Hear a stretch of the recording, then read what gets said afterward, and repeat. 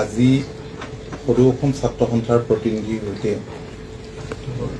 অসম চুক্তি ৰূপায়ণ বিভাগৰ অসম চুক্তি সম্পৰ্কত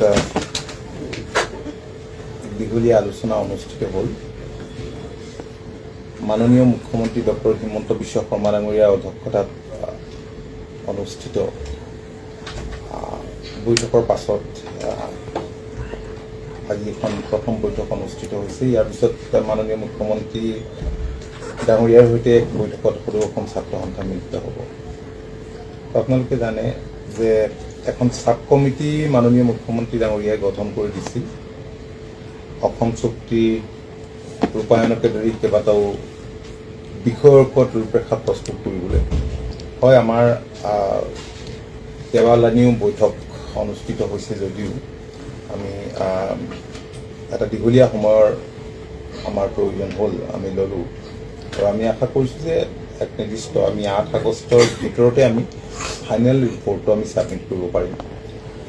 যদিও আলোচনা দীঘলীয়া হৈছে, কিন্তু ইয়াৰ পৰা আমি কাম কাজবিলাক ঐক্যবদ্ধভাৱে আগুৱাই লৈ যাবলৈ এক সুযোগ লাভ কৰিছোঁ। আপোনালোকে জানে যে মাননীয় মুখ্যমন্ত্ৰী ডক্টৰ হিমন্ত বিশ্ব শৰ্মা ডাঙৰীয়াৰ অধ্যক্ষতাত লখিমপুৰত যি কেবিনেট বৈঠক অনুষ্ঠিত হ'ল, সেই কেবিনেট বৈঠকত কেতবোৰ গুৰুত্বপূৰ্ণ সিদ্ধান্ত হ'ল ক্লজ 6 ৰূপায়ণৰ সম্পৰ্কত। 67টা পৰামৰ্শাৱলীৰ ভিতৰত 40টা যি অসম গভৰ্ণমেণ্টে কৰিব পাৰে, সেইখিনি কৰিবৰ কাৰণে ইতিমধ্যে আপোনালোকে গম পাইছে যে বাজেটত ধন ধাৰ্য কৰিছে আৰু সেইমতে যথেষ্টখিনি কাম কাজ আগবাঢ়ি গৈছে আৰু সেই কথাখিনি আজি সদৌ অসম ছাত্ৰ সন্থাক অৱগত কৰা হৈছে।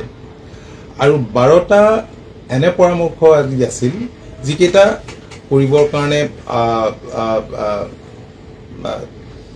মানে ৰাজ্য চৰকাৰ আৰু কেন্দ্ৰীয় চৰকাৰ দুইখন চৰকাৰৰ সহযোগিতাত যিকেইটা সম্ভৱ হ'ব।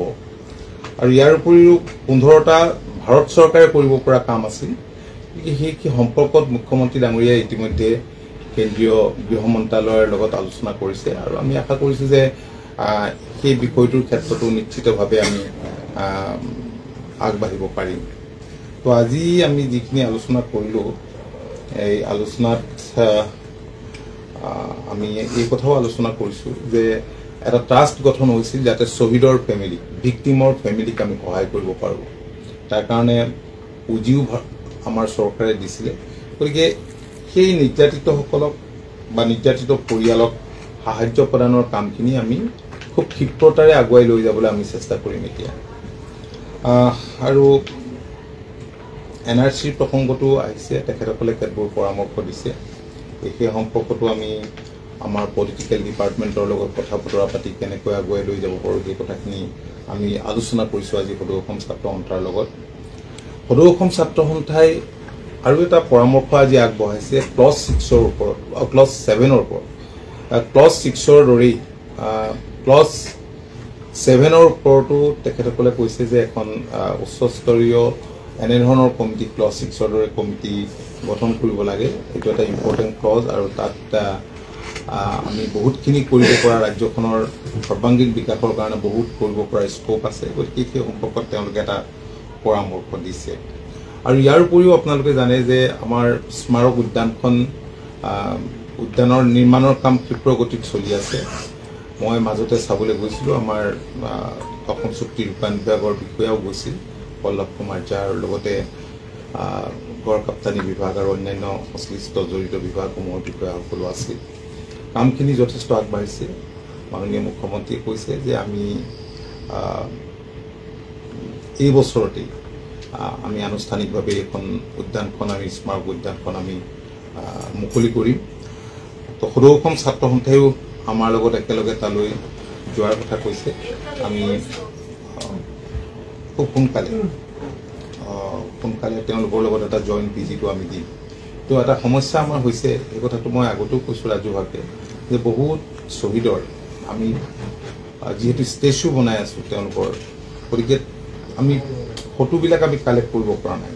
আমি যদিও জিলা আয়ুক্তসকলৰ লগত সময়ে সময়ে এই কথাখিনি আলোচনা কৰিছোঁ আৰু আয়ুক্তেও সকলো প্ৰকাৰ চেষ্টা অব্যাহত ৰাখিছে, যদিও আমি সদৌ অসম ছাত্ৰ সন্থাৰ আমি সম্পূৰ্ণ সহযোগিতা আমি আশা কৰিছোঁ আৰু মুখ্যমন্ত্ৰী ডাঙৰীয়াই এখন কমিটিও কৰি দিছে যাতে এই কাম কাজখিনি আমি ভালদৰে আমি আগবঢ়াই লৈ যাব পাৰোঁ।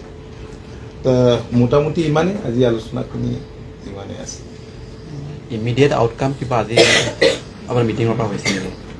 আপোনালোকেতো সদৌ অসম ছাত্ৰ সন্থাৰ লগত পাতিবই, গতিকে সদৌ অসম ছাত্ৰ সন্থাই মোৰ ফালৰ পৰা ক'বলগীয়া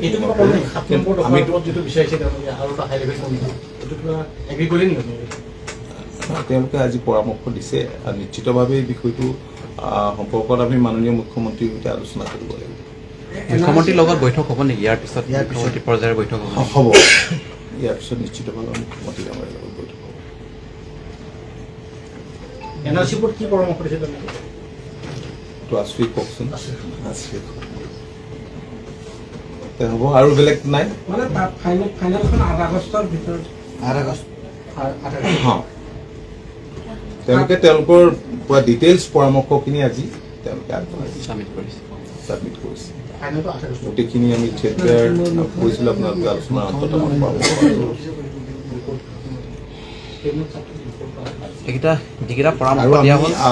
আৰু এটা কথা জনাই থওঁ, আমি যিটো এক্স গ্ৰেচিয়া দিয়াৰ কথা আছিলে শ্বহীদৰ পৰিয়ালক, আমি ইতিমধ্যে 706জন শ্বহীদৰ পৰিয়ালক আমি দিছোঁ। কিছুমান এতিয়াও আমি আনট্ৰেছ হৈ আছে বুলিয়ে ক'ব লাগিব। আমি সেই কথাখিনি তেওঁলোকক কৈছোঁ। ঠিক তেনেকৈ ভিক্টিম ফেমিলিকো দিছোঁ, আমি ধৰ্ষিত মহিলাকো আমি দিছোঁ। এইখিনি কাম সঠিকভাৱে আগবাঢ়িছে।